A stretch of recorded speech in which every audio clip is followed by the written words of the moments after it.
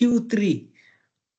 It has nothing to do with the gifts that Q2 will give to Q3. And also the resultant of all the gifts that Q3 has, it will be the total. However, it will be the total of what Q1 has give and what Q2 has given as well. So Yes, sir. that's how you calculate the net force. So whatever force that Q1 is giving and what Q2 is giving, we go and find the resultant of those. But when we calculate the forces, we calculate them individually.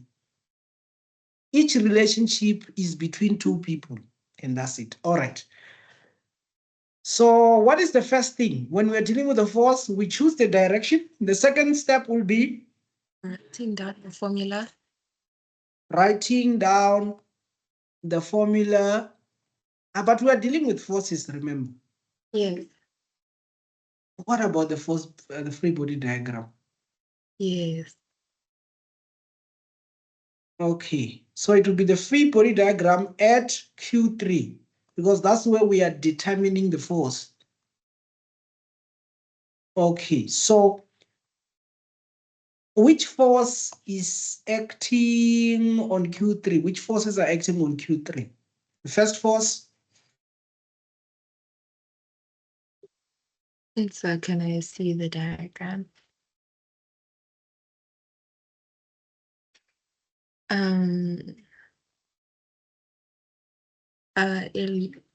The electrostatic force of Q1. Okay. So in which direction? Right.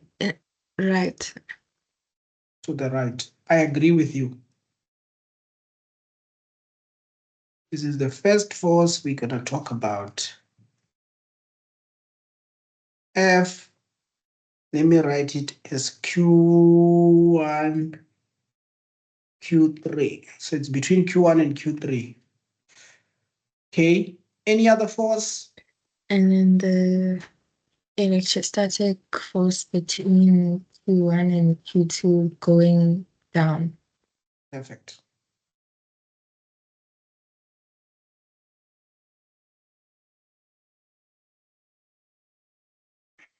Okay.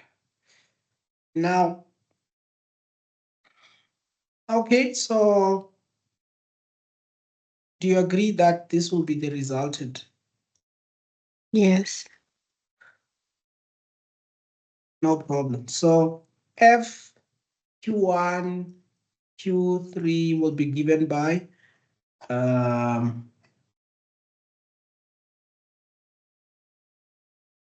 10 times, no, it's actually 9 times 10 to the power of 9 times Q3 is given by 5 times 10 to the power of minus 6 times, what is Q1?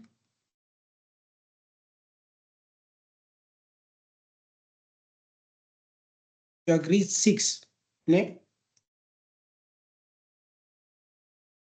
So where did you get that? From the diagram. Oh. Yes, I'm focusing on these two forces, or on the force between the two. Yes, sir. Okay. And the distance?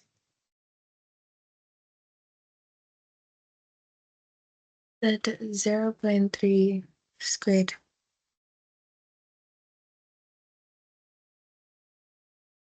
Okay, so what do we have?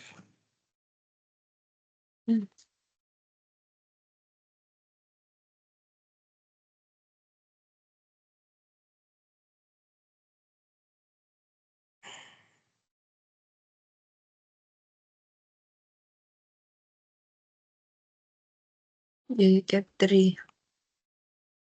You got 3? Yes. 3 newtons. Perfect. Okay, then F Q3, Q2 is given by 9 times 10 to the power of 9 times times, you agree we're going to multiply with 5 times 10 to the power of minus 6 times 3 times 10 to the power of minus 6 all over, what is the distance between the two? 0.1 Okay. squared. All right. 0.1 squared. What is the answer? So with 5 decimal places. Yeah. No, make it 4.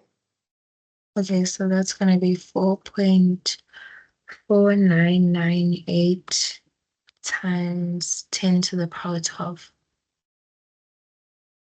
10 to the power of 12. Yes.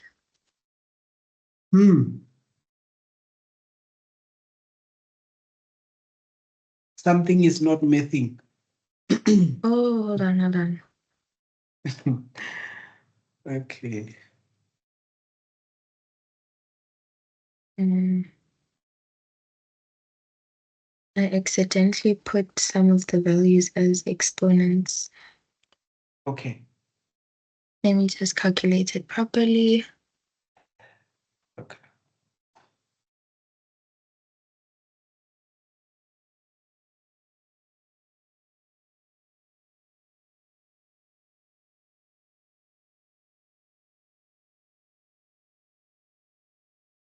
Uh, 13.5 newtons. 13.5 newtons. Now, Yes. that makes sense. Okay. 13.5 newtons. It makes sense because if you look at 3 and 13, okay, that's okay. Now, how do we find the resultant? So do we add the two together? Yes, and the direction is downwards, right? You agree? Down. Yes. And for this one, it's to the right. Perfect. Okay. Now, how do we find the resultant? We add them together. No. Okay. I'm just gonna take all these forces and form a triangle. This is what I'm gonna get.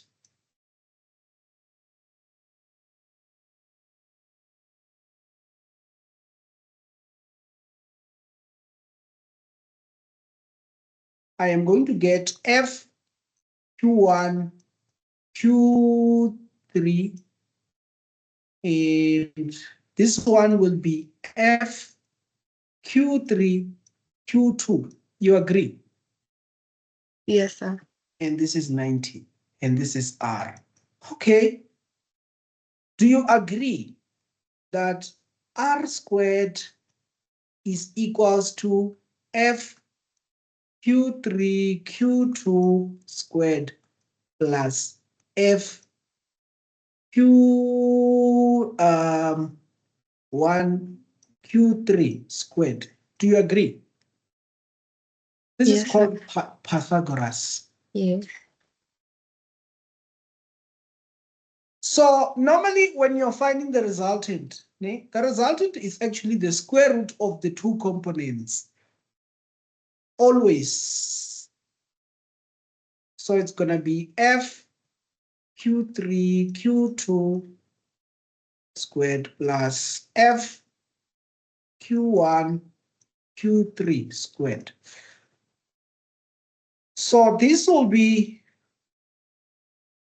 the square root of 3 squared plus 13.5 squared, which will give us what?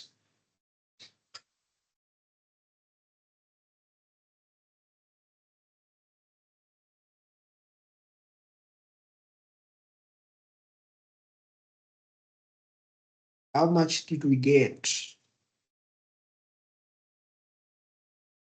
So do we not have to consider that it's minus 13.5 because it's going down? Even if you do so, okay, I'm going to do your will. No problem. So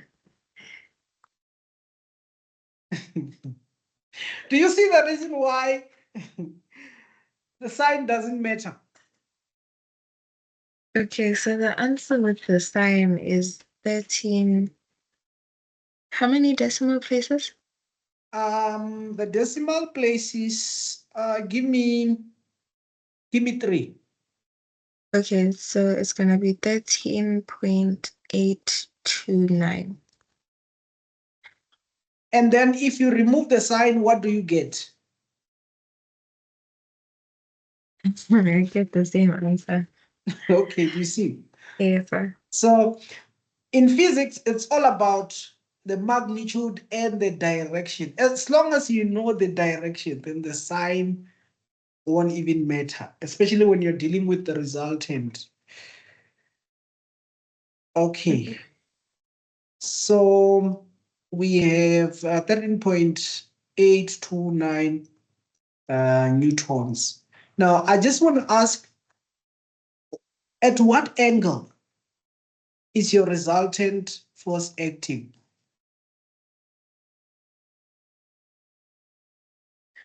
Is it at a 40? Hmm? This is 13.8, no, this is 13.5. You agree? 30 Yes, point, sir. yeah, so this is 13.5, and that is 3. And the resultant is 13.829. So I've already done a triangle. This is your resultant. This is 3. This is 13.5. And this is 13.829. In order to find this angle, what do we do?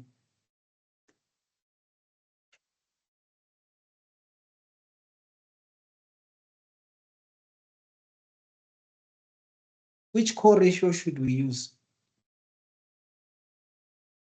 Is it the sine or the cos?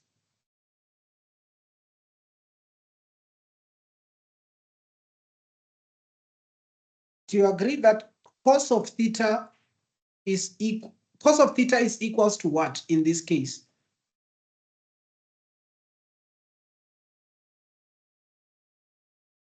Ronel. Oh, yes. I was speaking on mute. The cos of theta is equals to 3 over the resultant. No, hold on. What's the opposite? Yeah, so it's equals to the 13.5 over Yes, the resultant. which is 13.8 to 9. And then, okay, the sine of theta will be what? The sine of theta would equals to 3 over the resultant. Perfect. Okay, so how do we get the angle? Arc cos of the other side. Or you take Yeah. cos to the other side. Yes, so what do you get from the calculator? Mm.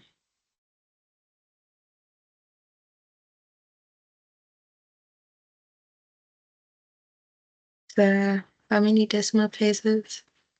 Give me 2 decimal places with the angle being 2. Okay, so it's 12.52. 12.52 degrees. Okay, if we are resolving it from this perspective, It's gonna be this 12.53. it's literally the same.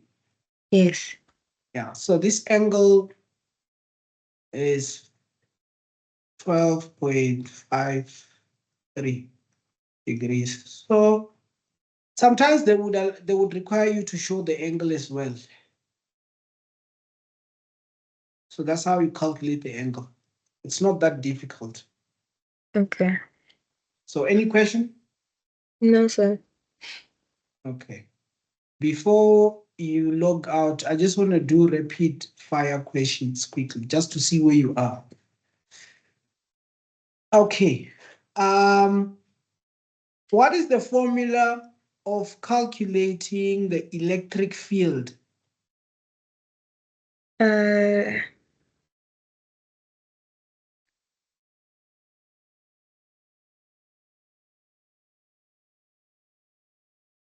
Electric Is field. is it is it the one that has E net? Okay. Is equals to EQ1 plus EQ2. okay, I see. Oh, you're okay. You are talking about in our case, right? Yes. You are right. You are right. That's perfect. Okay. Now, what is the formula for the electric field E1? Say one of the electric fields between the two charges. The So fundamental formula. would it not be K2 over R squared? Yeah, that's what I wanted. And remember, the same things or the same procedure that we use to calculate the forces and the directions. It's the same thing you're gonna be using to calculate the electric field, and the resultant will point to the same direction. You agree? Yes, sir. Yes. The other question I wanted to ask, okay, what is the formula for calculating the force between two masses? Is it not gonna be F is equals to KQ1 times Q2 over R squared?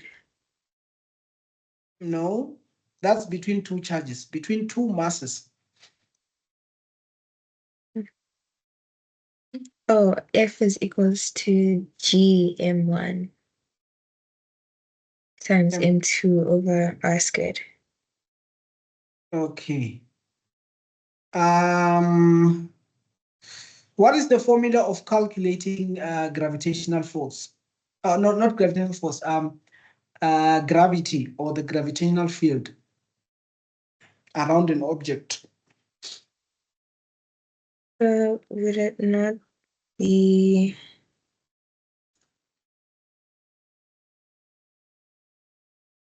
Oh, so would it not be the M over W? remember, the same thing that you do with electrostatic forces, you do it with gravitational forces. So you just come and cancel one mass, then you'll be left with gm over r squared. That's Okay. it. Yes. So it's kind of similar. It's kind of similar. So with electro and gravity, you have most your k q1 q2 over r squared. Then here you have g m1 m2 all over r squared. Then when it comes to the field, you have kq over r squared. Here you have g m over r squared. So you must just keep that in mind. So once you master electrostatic forces, it will be easy for you to master uh, gravitational law. Yes, sir. Okay, so what is State the gravitational law. Newton's gravitational law.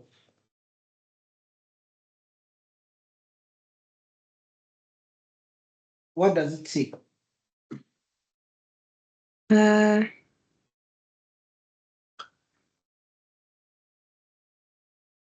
but say that every particle attracts Perfect. every other particle with a Okay. force that is directly proportional Mm-hmm. to the product of the masses and inversely proportional to the square of the distance between them. The distance between their centers. Yes, their centers. Yes, all right. So I'm happy with what you have so far. So I will see you on Thursday. Yes, sir. Yeah. So I will see how you answer all the questions that I have given to you.